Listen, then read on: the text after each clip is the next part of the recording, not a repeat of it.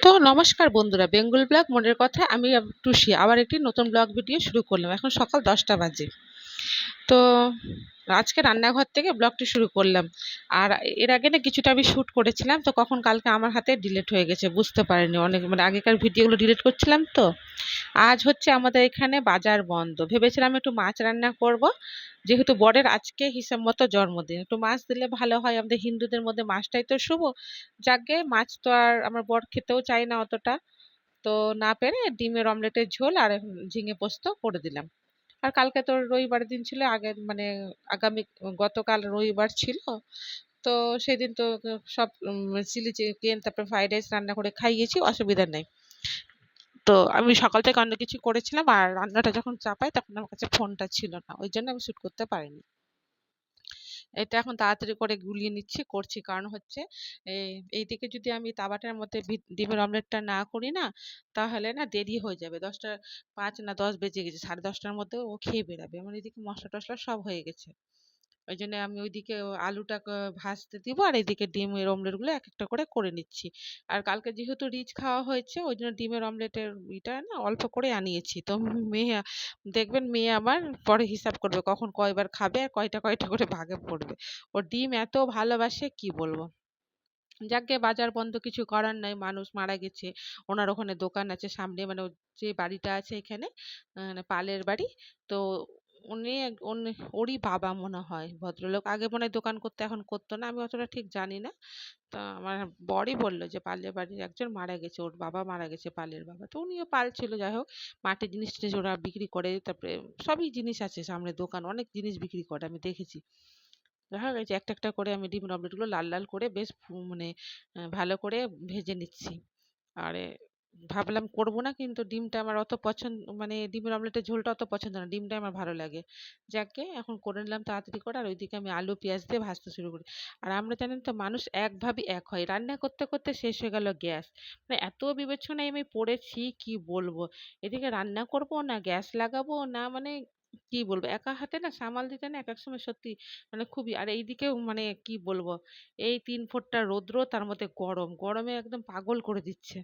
যাই হোক, এই যে করতে করতে আমার কষানো হয়ে গেল আলুটা, আমি একটু জল দিয়ে দিলাম ঝোলের জন্য। আর এদিকে কি বড় বড় হয়েছে অমলেটগুলো,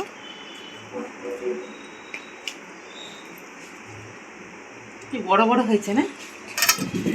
পাঁচটা পাঁচটাই করেছি, অর্ধেক করে সবাই খাবো। ঠিক আছে, 3বার। হ্যাঁ 3বারে অর্ধেক অর্ধেক করে না গো। 3বার অর্ধেক, আমি অর্ধেক। এখন একটা বেশি আছে কি না? হ্যাঁ, একটা বেশি আছে, ওটা কি হবে? এই যে বন্ধুরা, অনেকক্ষণ পর আসলাম। এখন বাজছে 11টা 25। ওর বাবা চলে গেছে, ভাতটা দিয়ে দিচ্ছি খাবার খেয়ে।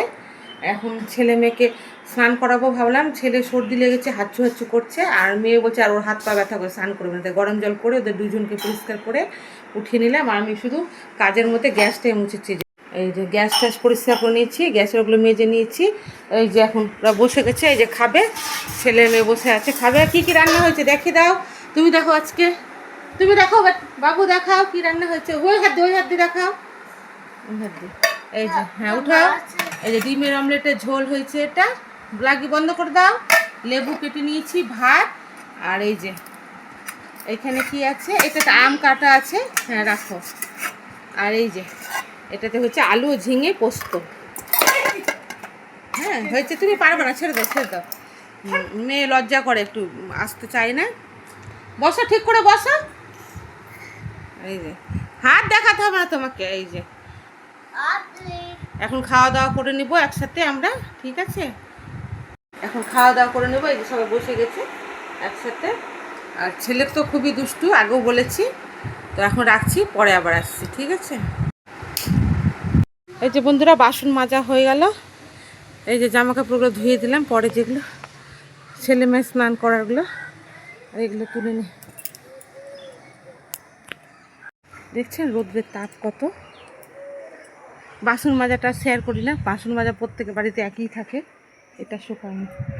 আর আজকে একটু তাও বাতাসটা আছে, গরম থাকলেও না বাতাসটা আছে কি না, অসুবিধা হচ্ছে না। চলুন, এত রোদ।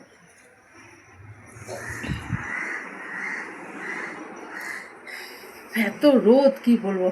বাসন মাজা, জল ভরা, বাইরে যেগুলো কাজ ওগুলো হয়ে গেল, এখন ঘরের ভিতরের কাজগুলো করব। ঘরটার গুছাতে আছে, সব নোংরা পড়ে। এই যে এটা কি করছিস, উঠাও। মেয়ে পড়াশোনা করছে, আর ছেলে তো দুষ্টুমি শেষ নাই, জামা কাপড় আছে, এগুলো সব ভাঁজ করবো।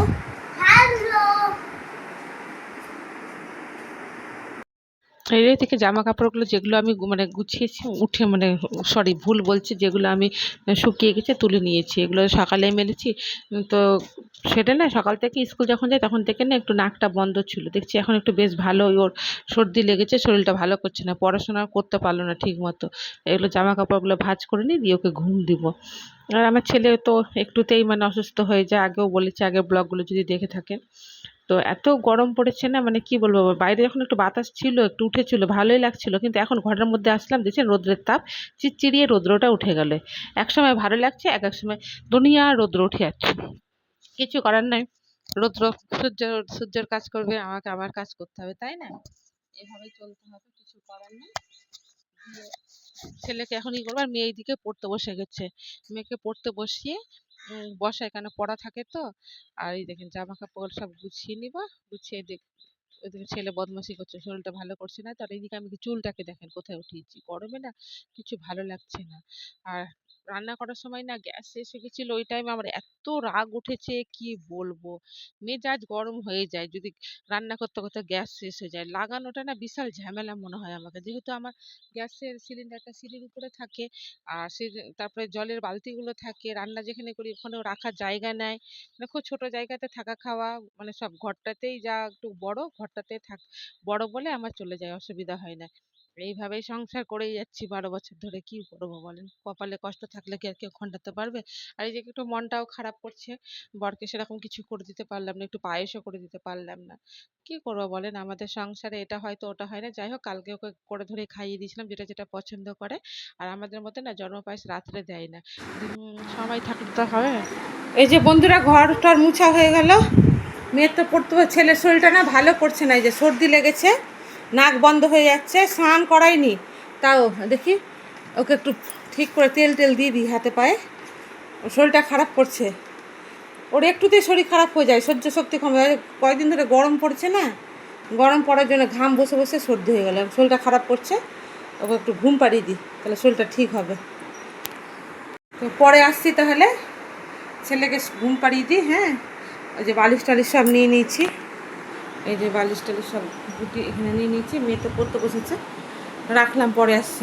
এই যে বন্ধুরা, অনেকক্ষণ পর আসলাম, ছেলে মেয়েকে উঠিয়ে দিলাম, ওরা পড়তে যাবে, প্রাইভেট যাবে এখন। এই ব্যাগ নয়, যে অনেক কাজ আছে, বিছানা টিছানা সব নষ্ট হয়ে গেছে, নোংরা। চলো, এই যে একটু রেস্ট করে এই যে ছেলে মেয়েকে পড়তে পাঠাচ্ছি।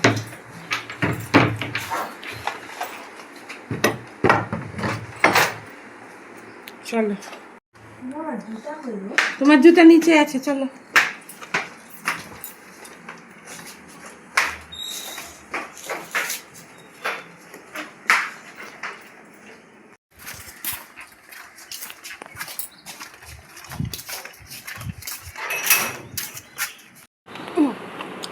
এই যে বন্ধুরা, অনেকক্ষণ পর আসলাম, ভিডিও আপলোড করে, ভিডিও তারপরে ছেড়ে এখন আসলাম। এটা কি বলেন তো, এটা হচ্ছে সবেদা, বোটাটা ছুটে গেলো, বোটা লাগানোই ছিল।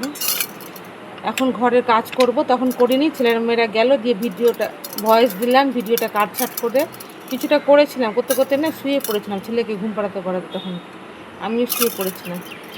দিয়ে এটা একটু খেয়ে নিই, আমাকে খুব ভালো লাগে। এটা না আমাদের বাড়িতে এই গাছটা ছিল বিয়ের আগের, এটা অনেক দিন আগেকার গাছ, যখন আমার বিয়ে হয়নি তখন বাড়িতেই ছিল। বিয়ের পরে আমার বাবা মানে আমাদের একটা জায়গা কিনেছে, এক জায়গায়, ওখানে বাবা নিয়ে গিয়ে গাছটা মাটিতে পুঁতে দিয়েছে। এখন না অনেক হয় সবেদা। তো আগে ওই বাড়িতে না নিজের হাতে ভেঙে খেতাম, ভালোই লাগতো। তো এখন মা দিয়ে পাঠায়, আমি খুব ভালোবাসি, ভালো লাগে খেতে। তো এই রকম জিনিসটা যখন থাকে তখনই ভালো লাগে, বেশি না পেকে গেলে না গ্যাট গ্যাট করে, তখন ভালো লাগে না। আর ওখানে বসে বসে ভিডিও এডিট করছিলাম, কোথা থেকে যে পিঁপড়া আসলো, গোটা শরীরে আমার পিঁপড়া, মানে কামড়িয়ে মনে হচ্ছে ফুলিয়ে দিল, কি জানি কোথা থেকে উড়ে আসলো না কি হলো, আমি বুঝতেই পারলাম না পিঁপড়া কোথা থেকে আসলো। এখন এটা খাবো, খেয়ে তারপরে কাজবাজ করব। আর আজকে কি হয়েছে, মহা সমস্যা রান্না করতে। বাজার গেছে আজকে আমার বরের জন্মদিন, দিয়ে ভালো একটু মাছ করে দেবো, কালকে তো ভালো মন্দ রান্না করে খাইয়ে দিয়েছি। তো এখানে বাজারে একজন মারা গেছে, ও জানে না, বাজার বন্ধ। ঠিক আছে, কোনো ব্যাপার না, ওর বললো যা আছে তাই রান্না করো। কী রান্না করে দেবো? তখন ঝিঙে আলুর পোস্তটা রান্না করলাম। সকাল থেকে তো ভিডিও সেরকমভাবে করার টাইমই পাইনি আপনাদের সাথে কথা বলার। আর তখন ডিম নিয়ে আসলো, ডিমটা তখনকার ওই অমলেট করে ঝোল করলাম। তার মধ্যে রান্না করতে করতে শেষ হয়ে গেছে গ্যাস। আর গ্যাস হয়ে যাওয়ার পর না, যে গ্যাসটা লাগাবো আমার সেই সিঁড়ির উপরে থাকে ছোট জায়গা, জলের বালতি থাকে অনেকগুলো, রান্নার ওখানে বালতি থাকে, সব সরিয়ে তারপর বালতিগুলো সরালাম, আবার জায়গা মতো গ্যাস লাগালাম, আবার খালি সিলিন্ডারটা জায়গা মতো রাখলাম। আজকে না সকাল থেকে হাঁপিয়ে গেছে এটা খায় কামড়া দিদি।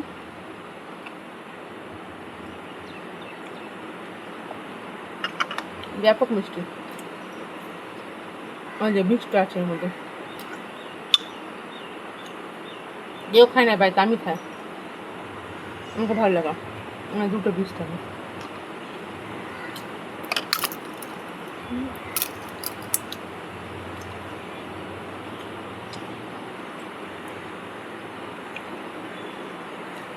দারুণ মিষ্টি। পরে ঘরটার গুছছে নেই, পরে আবার আসবো, এখন রাখছি। Kittu tata, bye bye. Kittu কি খাচ্ছ? কিট্টু দুধ খাই।